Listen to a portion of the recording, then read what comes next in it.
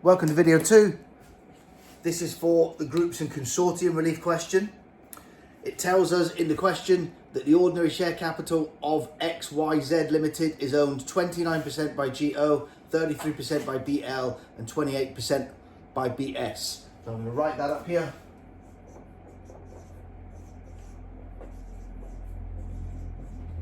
Check those numbers, 29, 33 and 28. They're up to 90%. The other 10% is owned by various individuals, none of whom own more than 1%. Therefore, they are not part of the consortium. The consortium is these three people. So we're told that in July 2023, XYZ has 82,000 of losses and 12,000 of gains. That means the maximum consortium relief is 70,000. Now, if we look at the individual companies,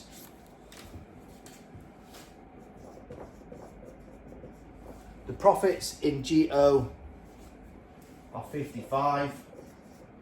In BL, they are 37.5. And in BS, they are 17,500.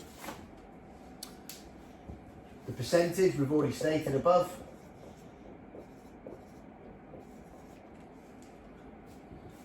So their share of this 70,000 is 29% of 70,000. So their share is 20,300. BL's share is 23,100 and BS's share is 19,600. That is the maximum amount that is available to those companies should they be able to use them.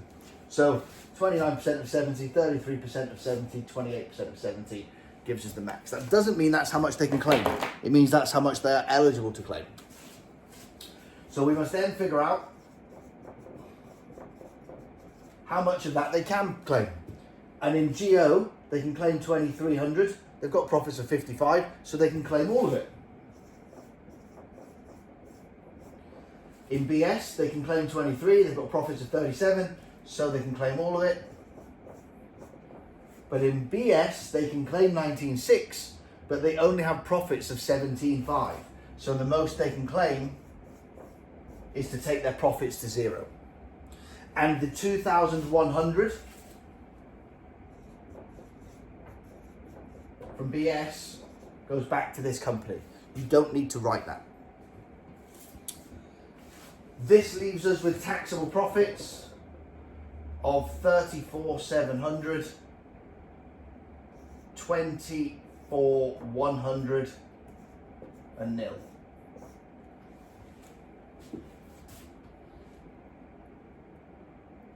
Well, I've got that one wrong.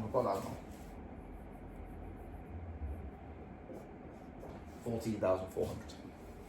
That's how much they must now pay tax on. So their corporation tax, because these are less than 50,000, even though we're in the 2024 tax year, because it was July 2023, they're less than 50, so it's still at 19%, and that gives us tax of 6,593. 2,736 and 0.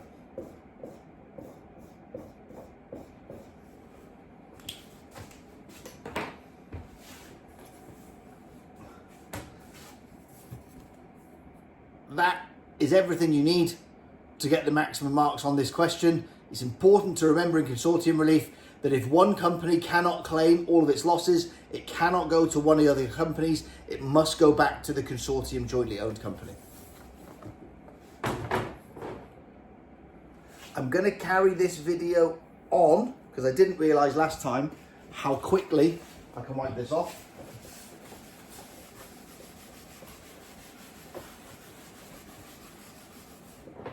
And move straight on to the early years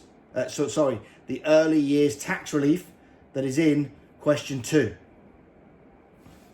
So we are told that this Robert begins trading on the 1st of October 2020 and chooses the 30th of September of his year end. His tax adjusted profits for the first 2 accounting years are as follows. So we have 30th of the 9th, 21 and 30th of the 9th, 22, and we have a 61,000 loss and a 23,000 loss. Step 1 of this question is to identify which tax years we record those losses in order. I'm going to try and pull this table forward that the camera's on. Can't. Dog's just had a heart attack because something's moved. That should make it easier. We have to decide which years we're going to record these losses in. Now, year 1 is very easy. Start, which was the 1st of October 2020 to the 5th of April 21. October, November, December, January, February, March, 6 months. So we've got 61,000 times 6 over 12. It's 30,500. This tax year is 2021. Therefore, we can go backwards as far as 1718.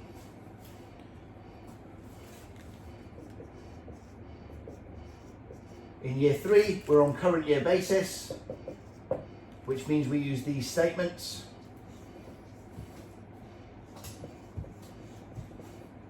And that can go back as far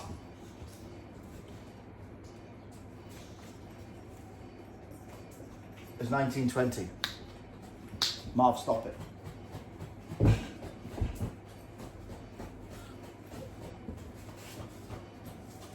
The second year, we plug the gap. So the only dates we haven't done is from the 6th of April 21 to the 30th of September 21. At this point, we have spread all of those dates in those 2 years across these 3 tax years, which means it's exactly the same as this. 61,000 times 6 over 12, which is 30,500, and it can go back as far as 1819. This tells us that these are the losses available in each of the years which have been prior to the startup of this business. So in the question, we have been asked to do 1718, 1819, 1920, and 2021.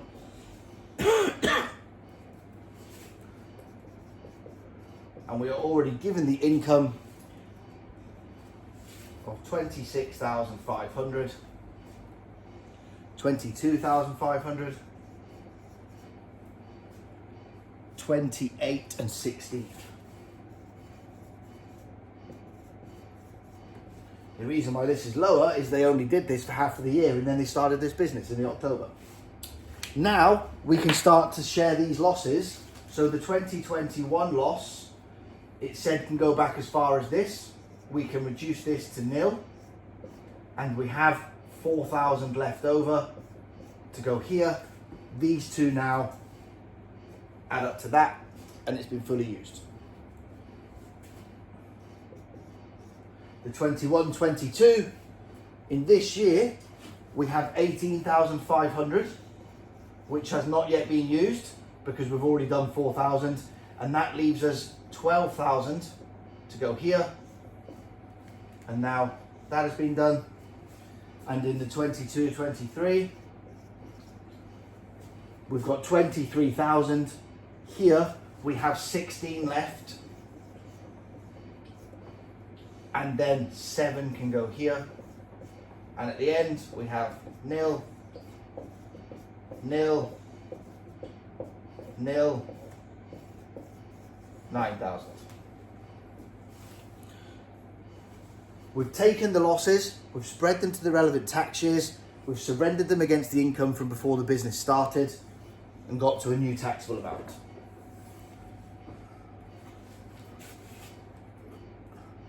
That's everything you need to get all of the marks on this question. I think it's a 13 mark question. I think I can double check by reaching down here.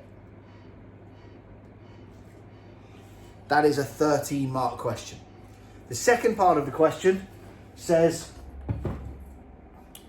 if Robert suffers a trading loss of 30,000 in 23-24, what can he do with it? A, if he carries trading in the business. If he carries on trading, he can surrender it against profits this year. He can surrender it against profits last year. He can surrender it against profits this year, then profits last year. He can carry it forward to profits in the future. Those are the four options that he has there. In part B, what if he ceases at this point? Well, if he ceases at this point, he surrenders it against other income in the year. Then he goes backwards for an extended period of 36 months from the closure date of the business. And anything which is not used at that point is lost. Now, the loss in that year when he ceases trading is considered the terminal loss. And if the terminal loss is not fully used against profits over the previous years, then it is a terminal loss unrelieved. I'll see you in the next video.